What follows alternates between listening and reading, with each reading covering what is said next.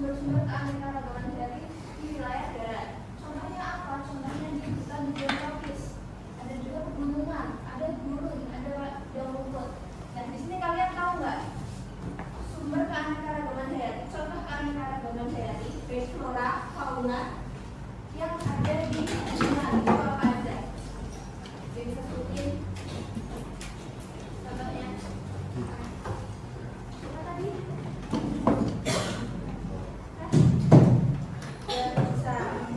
Bisa kebutuhan kita di pegunungan. Faunanya contohnya yang ada di pegunungan juga.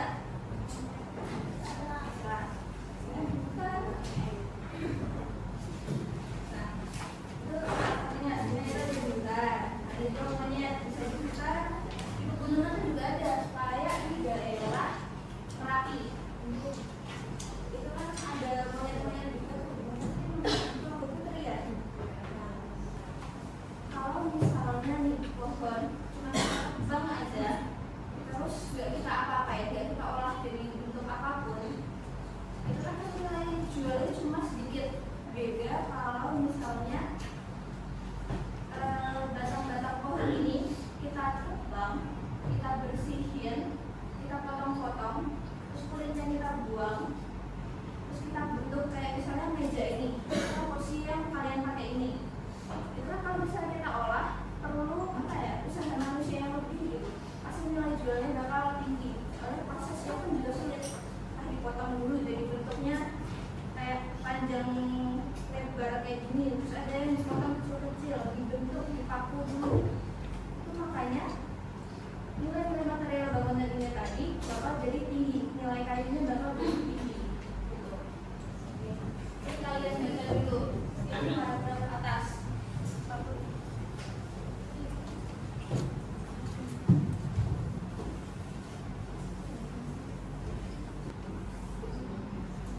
Udah semua. Siap. Di sini kan ada studi kasus suatu hutan atau lahan hijau itu dibuka buat jalan tol. Ada banyak pohon, ada banyak tumbuhan yang jadi hilang. Terus rumah-rumah para hewan itu hilang. Nah, akibatnya hewan dan tumbuhan itu berkurang dan punah. Nah, menurut kalian nih ada nggak sih cara yang bisa kita lakukan biar pembangunan jalan tol ini nggak terlalu merusak lingkungan dan mengganggu rumah-rumah hewan serta tumbuhan di sekitarnya? Aku kasih waktu 2 menit diskusi satu kelompok, satu garis. Kelompok 1, kelompok 2, kelompok 3, kelompok 4. Nanti kalian jelasin kira-kira apa upayanya biar pembangunan jalan tol ini nggak terlalu merusak lingkungan. 2 menit ya. Oke. Nanti yang lain dari kelompok 2 kira-kira apa? Siapa dulu?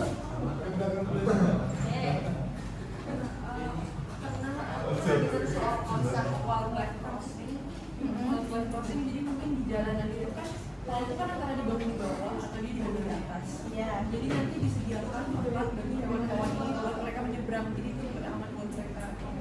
Terus mungkin pembangunan itu kan membuka lahan, masih ada lahan yang bisa untuk sebelum setelah itu dananya, dana untuk tuh nggak dialokasikan untuk pembangunan itu buat renovasi. Nah, berarti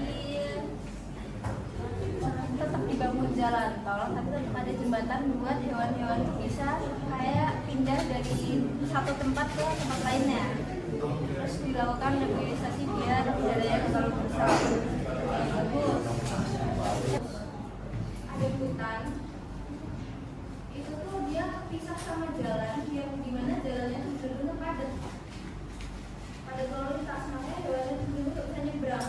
Akhirnya sama manusia dibikin apa? Dibikin jalan, dibikin jembatan.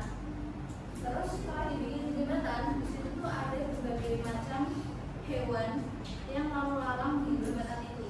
Yang artinya jembatan itu tuh benar-benar